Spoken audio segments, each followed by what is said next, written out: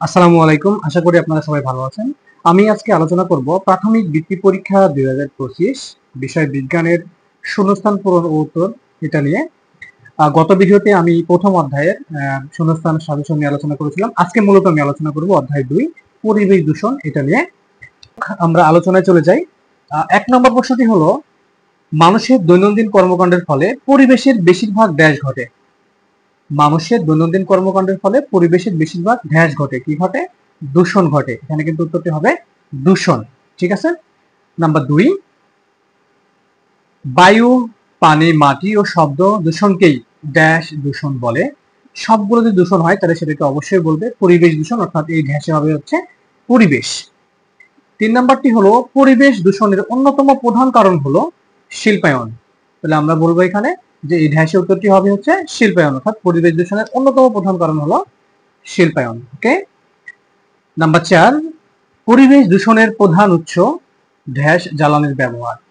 পরিবেশ দূষণের প্রধান উৎস হলো জীবাশ্ম জ্বালানির ব্যবহার। বানানটি তোমরা ভালোভাবে দেখে নিবে যেন বানানটি ভুল না হয়, যেহেতু প্রত্যেকটা ১ মার্কস, একটু বানান ভুল হলেই কিন্তু মার্কস ১ কাটা যাবে এখান থেকে। ঠিক আছে। আচ্ছা। নাম্বার ৫, শব্দ দূষণ মানুষের মানসিক ও ড্যাশ সমস্যার সৃষ্টি করে। তাহলে শব্দ দূষণ মানুষের মানসিক ও শারীরিক সমস্যার সৃষ্টি করে। এখানে উত্তরটি হবে হচ্ছে শারীরিক।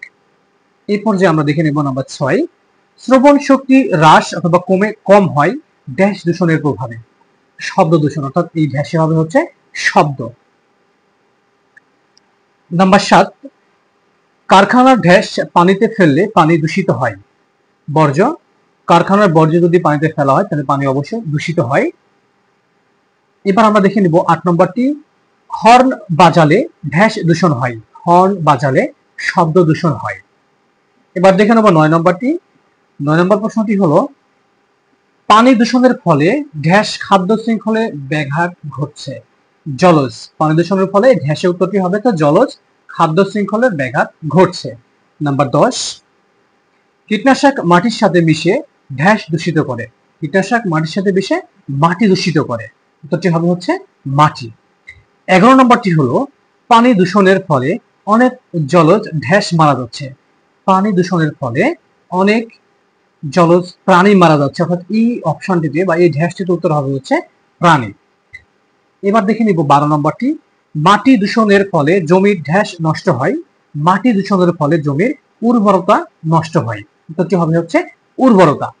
১৩ নম্বরটি হলো, জীবাশ্ম জ্বালানি ব্যবহারই পরিবেশের ড্যাশ প্রধান উৎস। জীবাশ্ম জ্বালানির ব্যবহারই হচ্ছে পরিবেশ দূষণের প্রধান উৎস। এখানে হবে হচ্ছে দূষণের। নাম্বার ১৪, ড্যাশ বৃদ্ধি দূষণের একটি বড় কারণ। জনসংখ্যা বৃদ্ধি দূষণের একটি বড় কারণ। এই ড্যাশ এখানে হবে হচ্ছে জনসংখ্যা। নাম্বার ১৫, খাদ্য ও বাসস্থানের জন্য ড্যাশ পরিবেশ ধ্বংস হচ্ছে। খাদ্য ও বাসস্থানের জন্য মানুষ পরিবেশ ধ্বংস করছে। তাহলে উত্তর ড্যাশে হবে হচ্ছে মানুষ।